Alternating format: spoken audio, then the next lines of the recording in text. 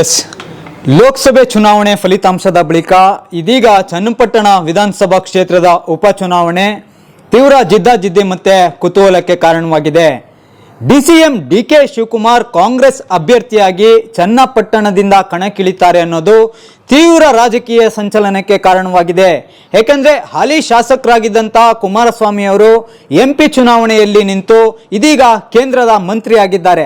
ಹೀಗಾಗಿ ಚನ್ನಪಟ್ಟಣ ವಿಧಾನಸಭಾ ಕ್ಷೇತ್ರದ ಶಾಸಕ ಸ್ಥಾನಕ್ಕೆ ಎಸ್ ಟಿ ಕುಮಾರಸ್ವಾಮಿ ರಾಜೀನಾಮೆಯನ್ನ ನೀಡಿದ್ದಾರೆ. ಇಲ್ಲಿ ತಮ್ಮ ಆಧಿಪತ್ಯವನ್ನ ಸ್ಥಾಪಿಸಲಿಕ್ಕಾಗಿ ಡಿಸಿಎಂ ಡಿಕೆ ಶಿವಕುಮಾರ್ ಚನ್ನಪಟ್ಟಣದಿಂದ ಕಣಕ್ಕಿಳಿತಾರೆ ಅನ್ನೋ ಸುದ್ದಿಗಳು ಹರಿದಾಡ್ತಾ ಇದೆ. ಯಾಕೆ ಅಂದರೆ ತಮ್ಮ ಸಹೋದರ ಡಿ ಕೆ ಸುರೇಶ್ ಏನು ಬೆಂಗಳೂರು ಗ್ರಾಮಾಂತರದಿಂದ ಸ್ಪರ್ಧೆ ಮಾಡಿದ್ರು, ಲೋಕಸಭೆ ಚುನಾವಣೆಯಲ್ಲಿ ಸೋಲನ್ನು ಅನುಭವಿಸಿದ್ರು. ಡಾಕ್ಟರ್ ಸಿ ಎನ್ ಮಂಜುನಾಥ್ ಅವರ ಎದುರು ಡಿ ಕೆ ಸುರೇಶ್ ಸೋಲನ್ನು ಅನುಭವಿಸಬೇಕಾಯಿತು. ಹೀಗಾಗಿ ಇದನ್ನ ಸವಾಲಾಗಿ ಸ್ವೀಕರಿಸಿರುವಂತಹ ಡಿ ಕೆ ಶಿವಕುಮಾರ್ ಸಹೋದರನಿಗೆ ರಾಜಕೀಯವಾಗಿ ಮತ್ತೆ ಮರುಜನ್ಮವನ್ನು ನೀಡಬೇಕು. ತಾವು ಚನ್ನಪಟ್ಟಣದಿಂದ ಸ್ಪರ್ಧೆ ಮಾಡಿ ತಮ್ಮ ಕನಕಪುರ ಕ್ಷೇತ್ರವನ್ನು ಡಿ ಕೆ ಸುರೇಶ್ ಅವರಿಗೆ ಏನೊಂದು ಕೊಟ್ಟು ಡಿ ಕೆ ಸುರೇಶ್ ಅವರನ್ನ ಅಲ್ಲಿಂದ ನಿಲ್ಲಿಸಿ ಅವರನ್ನ MLA ಆಗಿ ಆಯ್ಕೆ ಮಾಡಬೇಕು. ತಾವು ಚನ್ನಪಟ್ಟಣದಿಂದ ಸ್ಪರ್ಧೆ ಮಾಡಿ ತಮ್ಮ ಹಾಲಿ ಶಾಸಕ ಸ್ಥಾನವನ್ನು ಉಳಿಸ್ಕೊಳ್ಬೇಕು ಅನ್ನೋದು ಡಿ ಕೆ ಶಿವಕುಮಾರ್ ಅವರ ಒಂದು idea. But D K Shivakumar ಒಂದು ವೇಳೆ ಚನ್ನಪಟ್ಟಣದಿಂದ ಕಣಕ್ಕಿಳಿದ್ರೆ ಏನೆಲ್ಲ ಸವಾಲುಗಳು ಎದುರಾಗುತ್ತೆ. ಇನ್ನ ಡಿ ಕೆ ಶಿವಕುಮಾರ್ ಅವರನ್ನ ಸೋಲಿಸಲಿಕ್ಕೆ ಪ್ರತಿಪಕ್ಷಗಳು ಅಂದ್ರೆ JDS ಹಾಗೆ ಬಿಜೆಪಿ ಏನೆಲ್ಲ ತಂತ್ರಗಾರಿಕೆಗಳನ್ನ ಅವರು ಎಣಿತಾರೆ, ಇದು ಸದ್ಯ ರಾಜ್ಯದಲ್ಲಿ ಭಾರಿ ಚರ್ಚೆಗೆ ಗ್ರಾಸವಾಗಿರುವಂತಹ ಸುದ್ದಿ. ಇನ್ನು ಚುನಾವಣೆಯ ದಿನಾಂಕ ಘೋಷಣೆ ಆಗಿಲ್ಲ. ಆದರೆ ಡಿ ಕೆ ಶಿವಕುಮಾರ್ ಚನ್ನಪಟ್ಟಣದಲ್ಲಿ ಟೆಂಪಲ್ ರನ್ ಮೂಲಕ ಒಂದು ಮಿಂಚಿನ ರಾಜಕೀಯ ಸಂಚಲನವನ್ನ ಮಾಡ್ತಾ ಇದ್ದಾರೆ. ಈಗಾಗಲೇ ರೋಡ್ ಶೋಗಳನ್ನ ನಡೆಸಿ ಬಹಿರಂಗ ಸಭೆಗಳನ್ನ ಉದ್ದೇಶಿಸಿ ಡಿ ಕೆ ಶಿವಕುಮಾರ್ ಭಾಷಣಗಳನ್ನ ಮಾಡ್ತಾ ಇದ್ದಾರೆ. ಮತ್ತೊಂದು ಕಡೆ CP ಯೋಗೇಶ್ವರ್ ಅವರು ಸಹ ಈ ಒಂದು ಚನ್ನಪಟ್ಟಣ ಕ್ಷೇತ್ರದಿಂದ ಅಖಾಡಕ್ಕಿಳಿಯೋದಕ್ಕೆ ತಯಾರಿಗಳನ್ನ ನಡೆಸ್ತಾ ಇದ್ದಾರೆ. ಮತ್ತೊಂದು ಕಡೆ ಕುಮಾರಸ್ವಾಮಿ ತಮ್ಮ ಪುತ್ರ ನಿಖಿಲ್ ಅವರನ್ನ ಚನ್ನಪಟ್ಟಣದಿಂದ ಸ್ಪರ್ಧೆಗಿಳಿಸಬೇಕು ಅಂತೇಳಿ ಅವರು ಅವ್ರದೇ ಆದ ತಂತ್ರಗಾರಿಕೆಗಳನ್ನ ಹೆಣಿತಾ ಇದ್ದಾರೆ. ಹೀಗಾಗಿ ಏನು ಲೋಕಸಭೆ ಚುನಾವಣೆ ಫಲಿತಾಂಶ ಏನು ತೀವ್ರ ಕುತೂಹಲಕ್ಕೆ ಕಾರಣವಾಗಿತ್ತು, ಅಷ್ಟೇ ಕುತೂಹಲ ಮತ್ತು ಜಿದ್ದಾಜಿದ್ದಿಗೆ ಚನ್ನಪಟ್ಟಣ ವಿಧಾನಸಭಾ ಕ್ಷೇತ್ರದ ಉಪ ಚುನಾವಣೆ ಏನೊಂದು ಅಷ್ಟೇ ಕುತೂಹಲತೆ ಪಡೆದುಕೊಳ್ಳೋದ್ರಲ್ಲಿ ಯಾವುದೇ ಅಚ್ಚರಿ ಇಲ್ಲ. ಡಿ ಕೆ ಶಿವಕುಮಾರ್ ಅವರು ಈ ವಿಚಾರದಲ್ಲಿ ಎಡವುದ್ರ ಅನ್ನೋದು ಇಲ್ಲಿ ಪ್ರಶ್ನೆ.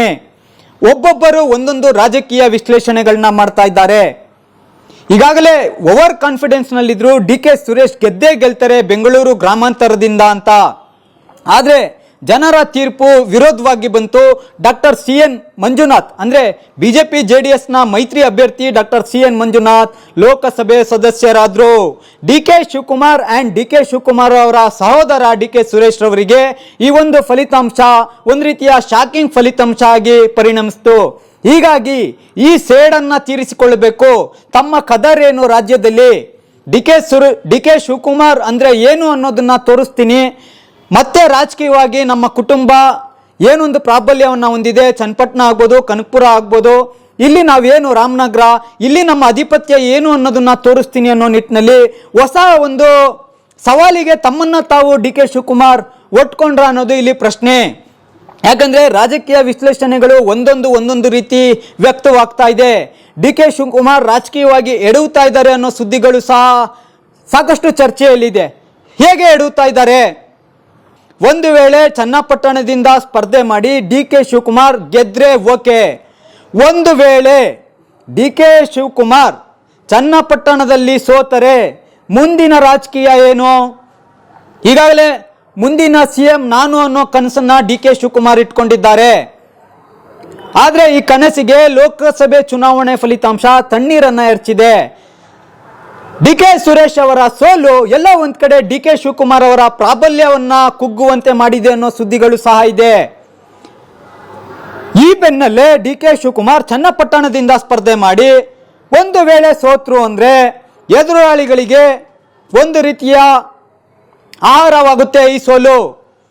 ಯಾಕೆ ಅಂದ್ರೆ ಈಗಾಗಲೇ ಸಹೋದರನನ್ನ ಗೆಲ್ಲಿಸಿಕೊಳ್ಳಕ್ಕೆ ಆಗಲಿಲ್ಲ ಬೆಂಗಳೂರು ಗ್ರಾಮಾಂತರದಲ್ಲಿ. ಈಗ ಒಂದು ವೇಳೆ ಏನಾದ್ರೂ ಉಪಚುನಾವಣೆಯಲ್ಲಿ ಡಿ ಕೆ ಶಿವಕುಮಾರ್ ಅವರೇ ನಿಂತು ಗೆಲ್ಲಲಿಕ್ಕೆ ಆಗಲಿಲ್ಲ ಅಂದಾಗ ಡಿ ಕೆ ಶಿವಕುಮಾರ್ ಅವರ ಪ್ರಾಬಲ್ಯ ಏನು ಅಂತ ಅವರದೇ ಪಕ್ಷದಲ್ಲಿ ಕೆಲವೊಂದಿಷ್ಟು ಪ್ರಶ್ನೆಗಳು ಎದ್ದೇಳುತ್ತೆ. ಏಕೆಂದರೆ ಈಗ ಹಾಲಿ CM ಆಗಿ ಸಿದ್ದರಾಮಯ್ಯ ಅವರಿದ್ದಾರೆ. ಮುಂದಿನ ಅಂದ್ರೆ ಕಡೆಯ 2.5 ವರ್ಷದಲ್ಲಿ DK ಶಿವಕುಮಾರ್ CM ಆಗ್ತಾರೆ ಅನ್ನೋದು ಅವರ ಅಭಿಮಾನಿಗಳ ಕನಸು. ಆದರೆ ಚನ್ನಪಟ್ಟಣದ ಈ ಉಪಚುನಾವಣೆ ಫಲಿತಾಂಶ ಈ ಎಲ್ಲ ಲೆಕ್ಕಾಚಾರಗಳನ್ನ ಉಲ್ಟಾ ಪಲ್ಟಾ ಮಾಡೋದ್ರಲ್ಲಿ ಯಾವುದೇ ಅಚ್ಚರಿ ಇಲ್ಲ. ಚನ್ನಪಟ್ಟಣದಿಂದ ನಿಂತು DK ಶಿವಕುಮಾರ್ ಗೆದ್ರೆ ಫೈನ್, ಮುಂದಿನ ರಾಜಕೀಯ ಅದು ಬೇರೆ ಆಗುತ್ತೆ. ಅದೇ ರೀತಿ ಕನಕಪುರದಿಂದ DKಶಿ ಅವರ ಏನು ಸ್ಥಾನ ಖಾಲಿ ಆಗುತ್ತೆ, ಅಲ್ಲಿ DK ಸುರೇಶ್ ಗೆದ್ರೆ DKಶಿ ಪ್ರಾಬಲ್ಯ ಮತ್ತಷ್ಟು ಹೆಚ್ಚಾಗುತ್ತೆ. ತಮ್ಮ ಸಹೋದರ ಕೂಡ MLA ಆಗ್ತಾರೆ. ಆದರೆ ಚನ್ನಪಟ್ಟಣದಿಂದ DK ಶಿವಕುಮಾರ್ ಅವರೇ ಸೋತ್ಬಿಟ್ರೆ ಮುಂದಿನ ದಾರಿ ಯಾವುದು DK ಶಿವಕುಮಾರ್ ಅವ್ರಿಗೆ ಅನ್ನೋದು ಪ್ರಶ್ನೆ. ಇನ್ನು ಚನ್ನಪಟ್ಟಣಕ್ಕೆ ಯಾವಾಗ DK ಶಿವಕುಮಾರ್ ಎಂಟ್ರಿ ಆಗ್ತಾರೆ ಅನ್ನೋದು ಗೊತ್ತಾಯ್ತು. ವಿರೋಧಿಗಳು ಕೈಕಟ್ಟಿ ಕುಳಿತಿಲ್ಲ. CP ಯೋಗೇಶ್ವರ್ ಫ್ರಂಟ್ ಲೈನ್ ಅಲ್ಲಿ ಇದ್ದಾರೆ. ನಾನೇ ಅಭ್ಯರ್ಥಿ ಅನ್ನೋ ಮಾತುಗಳನ್ನ CP ಯೋಗೇಶ್ವರ್ ಆಡ್ತಾ ಇದ್ದಾರೆ. CP ಯೋಗೇಶ್ವರ್ ಅಲ್ಲದೆ ಕುಮಾರಸ್ವಾಮಿ ಮತ್ತೊಂದು ಕನಸನ್ನ ಇಟ್ಕೊಂಡಿದ್ದಾರೆ. ತಮ್ಮ ಮಗ ಪುತ್ರ ನಿಖಿಲ್ ಅವರನ್ನ ಕಣಕ್ಕಿಳಿಸಬೇಕು ಅನ್ನೋ ತಯಾರಿಗಳು ಸಹ ನಡೀತಾ ಇದೆ.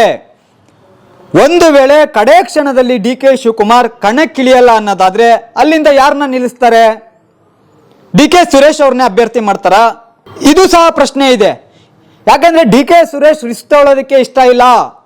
ಬೆಂಗಳೂರು ಗ್ರಾಮಾಂತರದಲ್ಲಿ ಏನು ಓವರ್ ಕಾನ್ಫಿಡೆನ್ಸ್ ನಲ್ಲಿದ್ರು DK ಬ್ರದರ್ಸ್, ಆದ್ರೆ ಫಲಿತಾಂಶ ಇವರ ಓವರ್ ಕಾನ್ಫಿಡೆನ್ಸ್ ನ ಕುಗ್ಗುವಂತೆ ಮಾಡ್ತು. ಈಗ ಅಂತಹುದೇ ರಿಸ್ಕ್ ಅನ್ನ ಸಹೋದರನ ಮೇಲೆ ಏರೋದು ಬೇಡ. ಕನಕಪುರದಿಂದ ನಿಲ್ಲಿಸಿ ಆರಾಮಾಗಿ ಗೆಲ್ಲಿಸ್ಕೊಳ್ಳೋಣ, ಬೇಕಾದ್ರೆ ನಾನು ಆ ಸವಾಲನ್ನ ಸ್ವೀಕರಿಸೋಣ ಅನ್ನೋ ನಿಟ್ಟಿನಲ್ಲಿ DK ಶಿವಕುಮಾರ್ ಚನ್ನಪಟ್ಟಣದಿಂದ ಕಣಕ್ಕಿಳಿತಾರೆ ಅನ್ನೋ ಲೆಕ್ಕಾಚಾರಗಳಿದೆ. ಒಂದು ವೇಳೆ DKಶಿನೂ ಇಳಿಲಿಲ್ಲ ಅಥವಾ DK ಸುರೇಶು ಕಣಕ್ಕಿಳಿಲಿಲ್ಲ ಅನ್ನೋದಾದ್ರೆ ಕಾಂಗ್ರೆಸ್ನ ಅಭ್ಯರ್ಥಿ ಯಾರು ಅಲ್ಲಿಗೆ? ಅಲ್ಲಿ ಏನಪ್ಪ ಟ್ವಿಸ್ಟ್ ಅಂದ್ರೆ, ಈಗಾಗಲೇ CP ಯೋಗೇಶ್ವರ್ ಅವರ ಪುತ್ರಿ ಬಹಿರಂಗವಾಗಿ ಬಂಡಾಯ ಎದ್ದಿದ್ದಾರೆ. DK ಶಿವಕುಮಾರ್ ಈಗಾಗಲೇ ಸಂಪರ್ಕದಲ್ಲಿದ್ದಾರೆ CP ಯೋಗೇಶ್ವರ್ ಅವರ ಮಗಳ ಜೊತೆ. CP ಯೋಗೇಶ್ವರ್ ಅವರ ಮಗಳೇ ಕಾಂಗ್ರೆಸ್ ಅಭ್ಯರ್ಥಿಯಾದರೂ ಕಡೆ ಕ್ಷಣದಲ್ಲಿ ಯಾವುದೇ ಅಚ್ಚರಿ ಇಲ್ಲ. ಇದಲ್ಲದೆ ಚಿತ್ರನಟಿ ರಮ್ಯಾ ಕೂಡ ರೇಸ್ನಲ್ಲಿದ್ದಾರೆ. ಕೇವಲ ರಮ್ಯಾ ಮಾತ್ರವಲ್ಲ, ಇತ್ತೀಚೆಗೆ ಬಹಿರಂಗವಾಗಿ ಒಂದು ಹೇಳಿಕೆಯನ್ನ ಕೊಟ್ಟಿದ್ರು CP ಯೋಗೇಶ್ವರ್, ಕಾಂಗ್ರೆಸ್ನ ಅಚ್ಚರಿ ಅಭ್ಯರ್ಥಿ ಜೈಲಿನಲ್ಲಿದ್ದಾರೆ ಅಂತ. ಅಂದ್ರೆ ಇತ್ತೀಚೆಗೆ ಬಂಧನಕ್ಕೊಳಗಾಗಿರುವಂತಹ ದರ್ಶನ್ ಕೂಡ ರೇಸ್ನಲ್ಲಿದ್ರು ಚನ್ನಪಟ್ಟಣದಿಂದ ಕಣಕ್ಕಿಳಿಯೋದಿಕ್ಕೆ. DK ಶಿವಕುಮಾರ್ ಅವರು ಹಾಗೆ DK ಸುರೇಶ್ ಅವರು ದರ್ಶನ್ ರವರನ್ನ ಸಂಪರ್ಕಿಸಿ ಚನ್ನಪಟ್ಟಣದಿಂದ ಕಣಕ್ಕಿಳಿಸಲು ಮಾತುಕತೆಯನ್ನ ಆಡಿದ್ರು ಅನ್ನೋದನ್ನ CP ಯೋಗೇಶ್ವರ್ ಇತ್ತೀಚೆಗಷ್ಟೇ ಹೇಳಿಕೆ ನೀಡಿದ್ರು.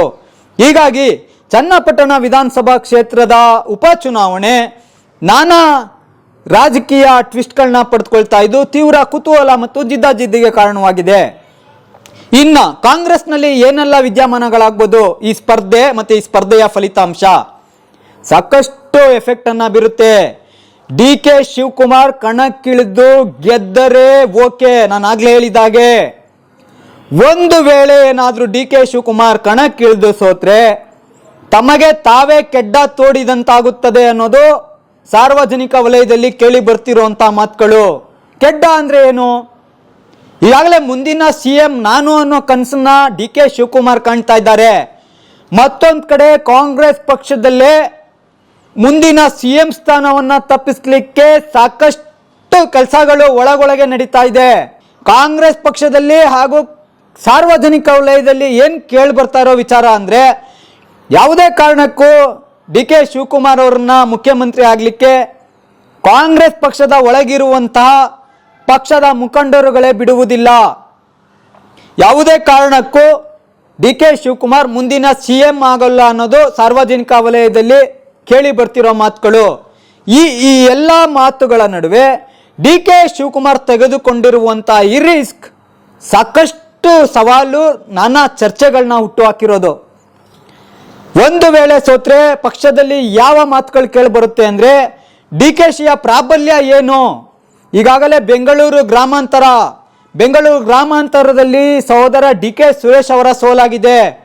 ಇದಲ್ಲದೆ ಬೆಂಗಳೂರು ಫಲಿತಾಂಶ ಅಬ್ಸರ್ವೇಷನ್ ಮಾಡಿದಾಗ ಲೋಕಸಭೆ ಚುನಾವಣೆ ಫಲಿತಾಂಶದಲ್ಲಿ ನಿರೀಕ್ಷಿತ ಪ್ರಮಾಣದಲ್ಲಿ ಕಾಂಗ್ರೆಸ್ ಗೆಲ್ಲಲಿಕ್ಕೆ ಆಗಿಲ್ಲ. ಬಿಜೆಪಿ ಬೆಂಗಳೂರಿನಲ್ಲಿ ಪಾರುಪತ್ಯ ಸಾಧಿಸಿದೆ. ಬೆಂಗಳೂರು ಉಸ್ತುವಾರಿಯನ್ನ ಡಿ.ಕೆ. ಶಿವಕುಮಾರ್ ಏನು ವಹಿಸಿಕೊಂಡಿದ್ದಾರೆ. ಬೆಂಗಳೂರು ಗ್ರಾಮಾಂತರದಲ್ಲಿ ತಮ್ಮ ಪ್ರಾಬಲ್ಯವಿದ್ರೂ ಸಹ ಡಿ.ಕೆ. ಸುರೇಶ್ ಅವರನ್ನ ಗೆಲ್ಲಿಸಿಕೊಳ್ಳಕ್ಕಾಗದಂತಹ ಡಿ.ಕೆ. ಶಿವಕುಮಾರ್ ಮುಂದಿನ ಸಿಎಂ ಆದ್ರೆ ಕಾಂಗ್ರೆಸ್ ವರ್ಚಸ್ ಹೆಚ್ಚುತ್ತಾ, ಮತ್ತೆ ಮುಂದಿನ 5 ವರ್ಷಕ್ಕೆ ಕಾಂಗ್ರೆಸ್ ಅಧಿಕಾರ ಹಿಡಿಯಲಿಕ್ಕೆ ಆಗುತ್ತಾ, ಹೀಗೆ ಇತ್ಯಾದಿ ಪ್ರಶ್ನೆಗಳು ಈಗಲೇ ಉದ್ಭವವಾಗಿವೆ.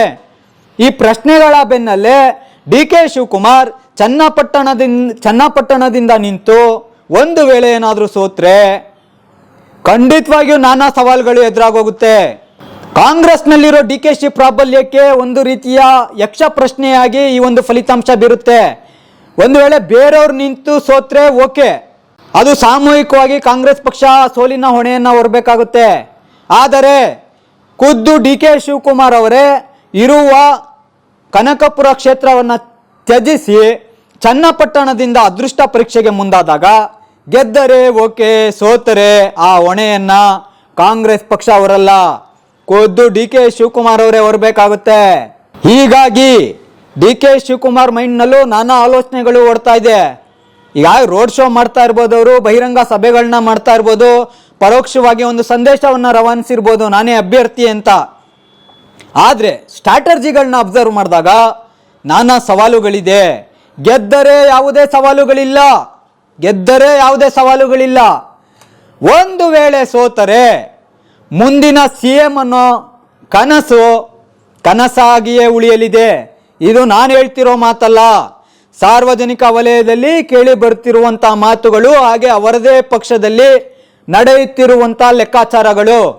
ಹೀಗಾಗಿ ಚನ್ನಪಟ್ಟಣದ ಏನು ಈ ಉಪಚುನಾವಣೆ ನಡೆಯುತ್ತೆ, ಎಸ್ ಡಿ ಕುಮಾರಸ್ವಾಮಿ ಅವರ ಕೇಂದ್ರ ಮಂತ್ರಿ ಆಗಿರೋ ಕಾರಣ ಏನೊಂದು ಖಾಲಿ ಆಗಿರುವಂಥ ಈ ಕ್ಷೇತ್ರಕ್ಕೆ ಇನ್ನೇನು ಕೆಲವೇ ದಿನಗಳಲ್ಲಿ ಚುನಾವಣಾ ಆಯೋಗ ದಿನಾಂಕ ಘೋಷಣೆ ಮಾಡುತ್ತೆ. ಹೀಗಾಗಿ ಇಡೀ ರಾಜ್ಯದ ಕುತೂಹಲವನ್ನು ಸೆಳೆದಿದೆ ಈ ಚನ್ನಪಟ್ಟಣ. ಒಂದು ರೀತಿಯ ಇಲ್ಲಿ ಎಲ್ಲ ಪಕ್ಷದವರು ಗೆದ್ದಿದ್ದಾರೆ. ಸಿ.ಪಿ. ಯೋಗೇಶ್ವರ್ ಒಂದು ರೀತಿಯ ಕಿಂಗ್ ಮೇಕರ್ ಅನ್ಬೋದು ಈ ಕ್ಷೇತ್ರದಲ್ಲಿ. ಯಾಕೆಂದ್ರೆ ಹಲವಾರು ಪಕ್ಷಗಳಿಗೆ ಹೋಗಿ ಸಿ.ಪಿ. ಯೋಗೇಶ್ವರ್ ಗೆದ್ದು ಮಂತ್ರಿ ಆಗಿದ್ದಾರೆ. ತಮ್ಮದೇ ಆದ ಪ್ರಾಬಲ್ಯವನ್ನು ಸಿ.ಪಿ. ಯೋಗೇಶ್ವರ್ ಆ ಒಂದು ಕ್ಷೇತ್ರದಲ್ಲಿ ತಮ್ಮ ಕಂಟ್ರೋಲ್ಗೆ ಆ ಒಂದು ಕ್ಷೇತ್ರವನ್ನು ಇಟ್ಕೊಂಡಿದ್ದಾರೆ. ಈ ನಡುವೆ ಕುಮಾರಸ್ವಾಮಿ ಅವರು ಸಹ ಕ್ಷೇತ್ರವನ್ನು ತುಂಬಾ ಚೆನ್ನಾಗಿ ಆಪರೇಟ್ ಮಾಡಿದ್ದಾರೆ. ಅಲ್ಲಿ ಶಾಸಕರಾಗಿದ್ದವರು ಅವರ ಪತ್ನಿ ಅನಿತಾ ಕುಮಾರಸ್ವಾಮಿ ಅವ್ರನ್ನ ಕಣಕ್ಕಿಳಿಸಿದ್ರು ಅಚ್ಚರಿ ಪಡುವಾಗಿಲ್ಲ. ಆದ್ರೆ ಇಲ್ಲಿ ಪ್ರಶ್ನೆ, ಬಿಜೆಪಿ ಮತ್ತೆ JDS ಮೈತ್ರಿ ಇಲ್ಲಿ ಯಾವ ರೀತಿ ವರ್ಕೌಟ್ ಆಗುತ್ತೆ, ಅಭ್ಯರ್ಥಿಗಳ ಆಯ್ಕೆ ವಿಚಾರದಲ್ಲಿ ಎರಡೂ ಪಕ್ಷಗಳು ಒಂದಾಗುತ್ತಾ ಅನ್ನೋದು ಸಹ ಪ್ರಶ್ನೆ. ಯಾಕೆಂದ್ರೆ ಈಗಾಗಲೇ ಪ್ರಜ್ವಲ್ ರೇವಣ್ಣ ಸೋತಿದ್ದಾರೆ. ಡಾಕ್ಟರ್ CN ಮಂಜುನಾಥ್ ಅವರು ಗೆದ್ದಿದ್ರು ಸಹ ಅವರು ಏನು ಬಿಜೆಪಿ ಪಕ್ಷದಿಂದ ಕಣಕ್ಕಿಳಿದು ಗೆದ್ದಿರೋದು. ಇನ್ನು ತಮ್ಮ ಕುಟುಂಬದಿಂದ ಇನ್ನೊಬ್ರು ಸದಸ್ಯರು ಏನೊಂದು ವಿಧಾನಸಭೆಗೆ ಹೋಗುವಂತ ಅವಕಾಶ ಸಿಕ್ಕಿದೆ, ಇದನ್ನ ಸಫಲತೆಯನ್ನ ಪಡೆದುಕೋಬೇಕು ಅನ್ನೋ ನಿಟ್ಟಿನಲ್ಲಿ ಕುಮಾರಸ್ವಾಮಿ ತಮ್ಮ ಪುತ್ರ ನಿಖಿಲ್ ಅವ್ರನ್ನ ಕಣಕ್ಕಿಳಿಸ್ತಾರ, ಅಥವಾ ಇಲ್ಲ ತಮ್ಮ ಪತ್ನಿ ಅನಿತಾ ಕುಮಾರಸ್ವಾಮಿ ಅವ್ರನ್ನ ಕಣಕ್ಕಿಳಿಸ್ತಾರ, ಇಲ್ಲ ಸಿ.ಪಿ. ಯೋಗೇಶ್ವರ್ಗೆ ನಾನು ಬೆಂಬಲ ಕೊಡ್ತೀನಿ ಅಂತಾರ. ಒಂದು ವೇಳೆ ಇಲ್ಲ ನನಗೆ ಟಿಕೆಟ್ ಬೇಕು, ನಮ್ಮ ಕುಟುಂಬಕ್ಕೆ ಟಿಕೆಟ್ ಬೇಕು, ಅನಿತಾ ಕುಮಾರಸ್ವಾಮಿಗೆ ಟಿಕೆಟ್ ಬೇಕು, ನಿಖಿಲ್ ಕುಮಾರಸ್ವಾಮಿಗೆ ಟಿಕೆಟ್ ಬೇಕು ಅಂತ ಕುಮಾರಸ್ವಾಮಿ ಪಟ್ಟನ್ನ ಹಿಡಿದ್ರೆ ಆಗ ಬಿಜೆಪಿಯ ನಿಲುವೇನು, ಸಿ.ಪಿ. ಯೋಗೇಶ್ವರ್ ಅವರ ನಿಲುವೇನು? ಹೀಗಾಗಿ ಕಾಂಗ್ರೆಸ್ನಲ್ಲಷ್ಟೇ ಅಲ್ಲ, ಈ ಮೈತ್ರಿ ಅಭ್ಯರ್ಥಿಗಳಲ್ಲೂ ಒಂದು ರೀತಿಯ ಗೊಂದಲ, ನಾನಾ ರೀತಿಯ ಟ್ವಿಸ್ಟ್ಗಳನ್ನ ಪಡೆದುಕೊಳ್ಳುವಂತ ಸಾಧ್ಯತೆ ಇದೆ. ಹೀಗಾಗಿ ಏನು ಇನ್ನು ಕೆಲವೇ ದಿನಗಳಲ್ಲಿ ಚುನಾವಣಾ ಆಯೋಗ ದಿನಾಂಕ ಘೋಷಣೆ ಮಾಡುತ್ತೆ. ಚನ್ನಪಟ್ಟಣ ವಿಧಾನಸಭೆ ಚುನಾವಣೆಯ ಏನೊಂದು ಉಪಚುನಾವಣೆ ಸಾಕಷ್ಟು ಕುತೂಹಲ, ನಾನಾ ರೋಚಕತೆಗಳನ್ನ ಪಡೆದುಕೊಂಡಿದ್ದು, ಡಿ.ಕೆ. ಶಿವಕುಮಾರ್ ಅಲ್ಲಿಂದ ಕಣಕ್ಕಿಳಿದು ಮತ್ತೆ ಅಲ್ಲಿಂದ ಸ್ಪರ್ಧೆ ಮಾಡಿ ತಮ್ಮ ಪ್ರಾಬಲ್ಯ ಏನು ಅನ್ನೋದನ್ನ ಚನ್ನಪಟ್ಟಣದಲ್ಲಿ ತೋರಿಸ್ತಾರ, ಅಥವಾ ಒಂದು ವೇಳೆ ಅಲ್ಲೇನಾದ್ರೂ ನಿಂತು ಪರಾಭವಗೊಂಡ್ರೆ ಡಿ.ಕೆ. ಶಿವಕುಮಾರ್ ಅವರ ಮುಂದಿನ ಸವಾಲುಗಳೇನು, ಡಿ.ಕೆ. ಶಿವಕುಮಾರ್ ಎದುರಾಳಿ ಆದ್ರೆ ಬಿಜೆಪಿ JDS ಸ್ಟ್ರಾಟರ್ಜಿ ಏನು, ಸಿ.ಪಿ. ಯೋಗೇಶ್ವರ್ ಅವರ ನಿಲುವೇನು, STK ತಮ್ಮ ಕುಟುಂಬಕ್ಕೆ ಬೇಕು ಟಿಕೆಟ್ ಅಂತ ಕೇಳ್ತಾರಾ ಅಥವಾ CPIಗೆ ಬೆಂಬಲ ಕೊಡ್ತಾರಾ? ಒಂದು ವೇಳೆ ಚನ್ನಪಟ್ಟಣದಿಂದ ತಮ್ಮ ಕುಟುಂಬಕ್ಕೆ ಟಿಕೆಟ್ ಬೇಕು ಅಂತ ಪಟ್ಟಿಡಿದ್ರೆ ಸಿ.ಪಿ. ಯೋಗೇಶ್ವರ್ ಏನ್ ಮಾಡ್ತಾರೆ? ಸಿ.ಪಿ. ಯೋಗೇಶ್ವರ್ ಅವರ ಮಗಳು ಕಣಕ್ಕಿಳಿತಾರ, ರಮ್ಯಾ ಕಣಕ್ಕಿಳಿತಾರ? ಇತ್ಯಾದಿ ಅನೇಕ ಪ್ರಶ್ನೆಗಳು ನಾನಾ ಕುತೂಹಲಕ್ಕೆ ಕಾರಣವಾಗಿದ್ದು, ಮುಂದೆ ಏನಾಗುತ್ತೆ, ಯಾವಾಗ ಚುನಾವಣೆ ದಿನಾಂಕ ಘೋಷಣೆ ಆಗುತ್ತೆ, ಯಾವ ಪಕ್ಷದಿಂದ ಯಾರು ಕಣಕ್ಕಿಳಿತಾರೆ, ರಾಜಕೀಯ ಜಿದ್ದಾಜಿದ್ದಿ ಹೇಗಿರುತ್ತೆ, ಇವೆಲ್ಲವನ್ನ ನಾವು ಕಾದಷ್ಟೇ ನೋಡಬೇಕಾಗಿದೆ.